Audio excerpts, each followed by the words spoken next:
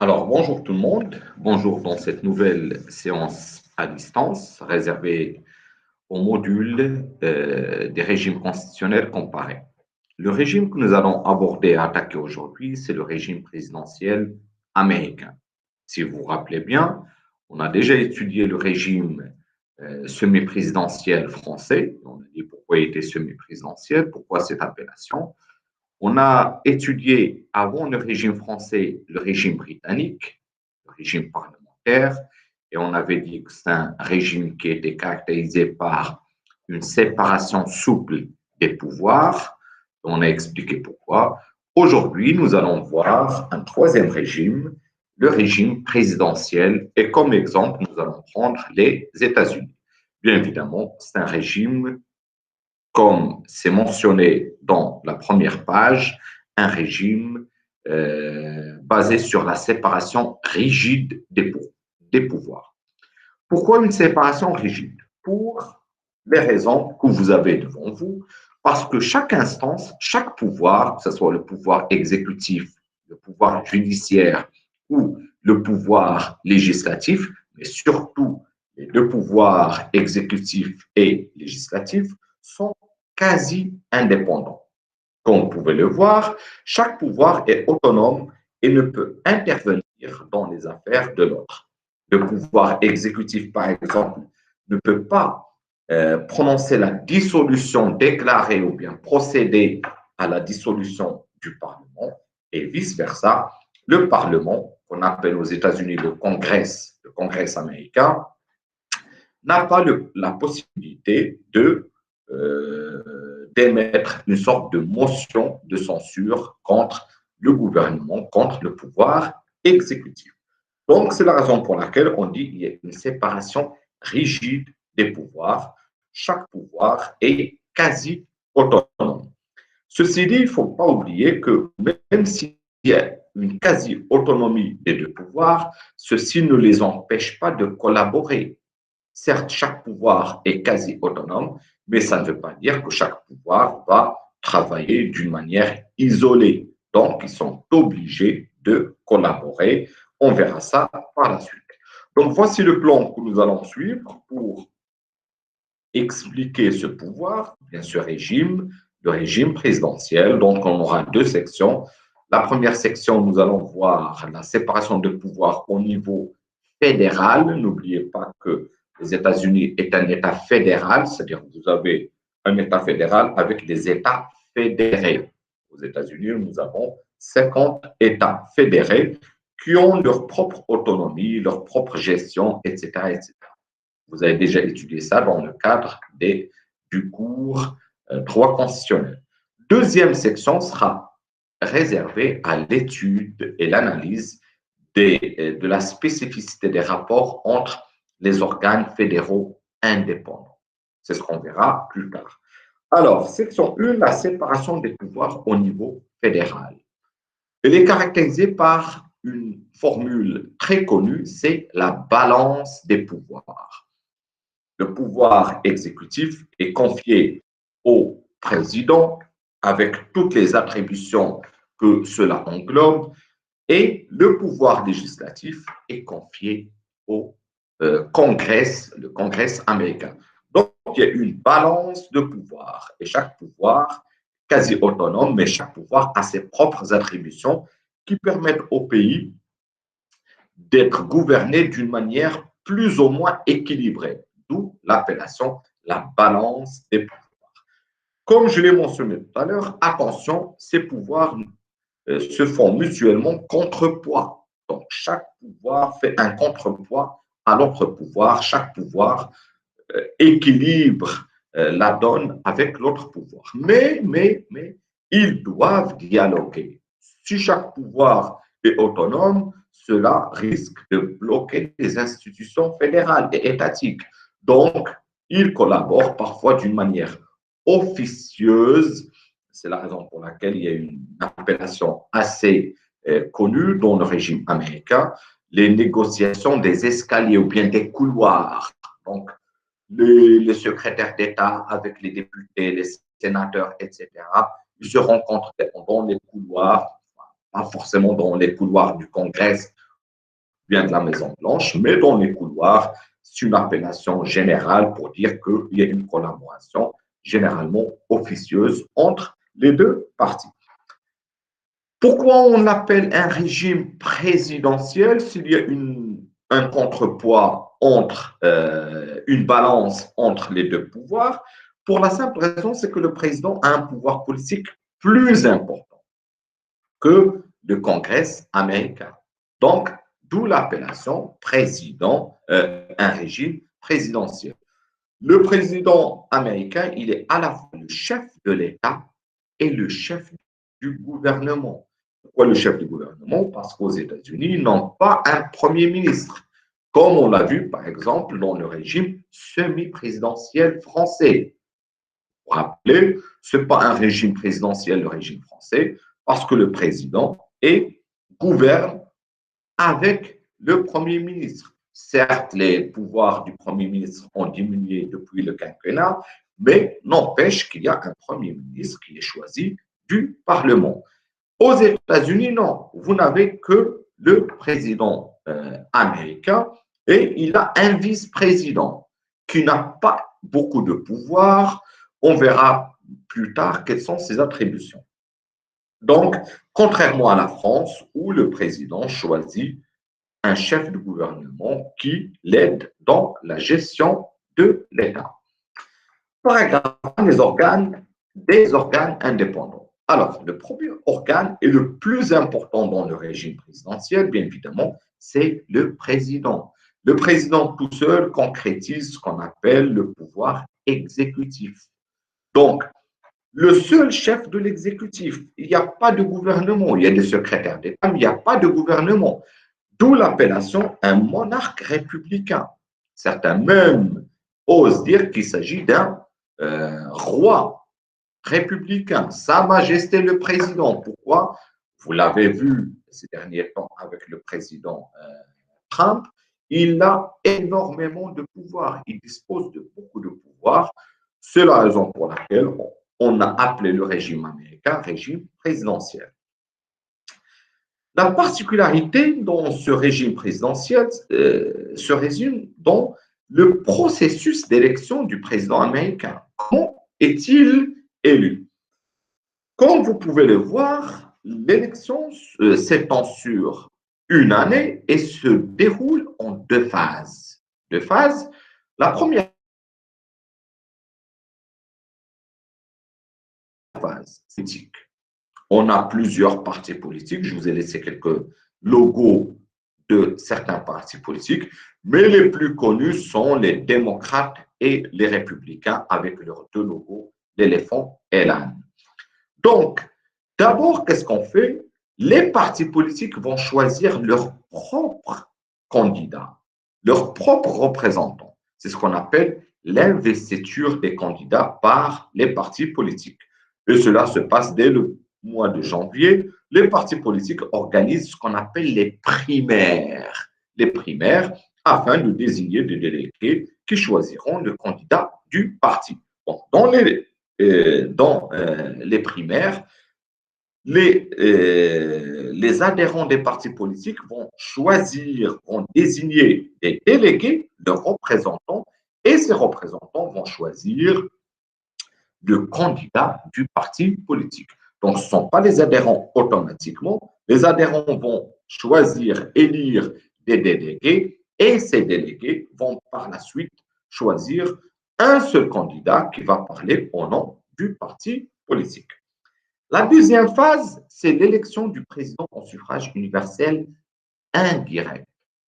Faites attention, vous vous rappelez, dans le régime français, le président était élu au suffrage universel direct, c'est-à-dire directement par la population. Là, c'est un autre mode de scrutin un peu particulier. Pour vous l'expliquer, j'ai pris quelques photos, quelques images. Alors, regardez, le présidentiel américain, le mode d'emploi. Alors, qu'est-ce qu'on va voir? On va voir d'abord dans une première phase, les Américains, tous les citoyens américains aptes, qui sont âgés de plus de 18 ans et plus, qui ne sont pas frappés d'une interdiction civique, etc., ont le droit d'élire les grands électeurs. Donc, ce ne sont pas les Américains qui vont élire directement un président, qui vont choisir entre l'un et l'autre, entre deux, trois ou quatre ou cinq. Non, les Américains vont élire les grands électeurs. Ce sont des personnes qui vont les représenter pour choisir par la suite le président. Donc, il y a un intermédiaire entre les citoyens et le président, qu'on appelle les grands électeurs. Comment sont-ils choisis, ces grands électeurs? Alors, d'abord, leur nombre. Pourquoi 538? D'abord, il faut, je l'ai dit tout à l'heure, aux États-Unis, on a 50 États fédérés. Et pour chaque État fédéré, il y a automatiquement deux grands électeurs. Donc, pour chaque État fédéré, on a deux grands électeurs, qui sont deux sénateurs. En plus des deux sénateurs, donc 50 États multipliés par deux, ça va nous donner 100 grands électeurs. En plus, comment on va choisir le reste? Parce qu'ici, on a 538. Donc, on a déjà 100 grands électeurs, vu qu'on a 50 États fédérés. Donc, 50 multiplié par 2, ça nous donne 100. On va soustraire 100 électeurs de 538. Il nous reste 438. Les 438, comment sont-ils choisis? Ils sont choisis par rapport à la population qui existe dans chaque État. Par exemple, regardez, ici je vous ai mis quelques exemples. Alors, pour la Californie, un État fédéré. Par exemple, vous avez 35 représentants. Pourquoi? Parce que la Californie, c'est un État qui est très peuplé. Donc, vous allez trouver 35 représentants plus les deux sénateurs. Ça nous donne 55 grands électeurs. La Floride, qui est un État moins peuplé que la Californie, vous trouverez deux sénateurs, parce que dans tous les États fédérés, vous avez automatiquement deux sénateurs, mais ils n'ont que 27 grands électeurs, parce que c'est un État moins peuplé. Vous prenez l'État fédéré de l'Alaska, par exemple, vous allez trouver deux sénateurs plus un seul grand électeur, vu que c'est un État qui est très peu peuplé. Donc, c'est comme ça qu'on choisit les grands électeurs. Et les grands électeurs représentent, constituent ce qu'on appelle le collège électoral qui va par la suite élire le président. Ça, c'était les anciennes élections qui avaient opposé Barack Obama à John McCain, le républicain, contre le démocrate Obama.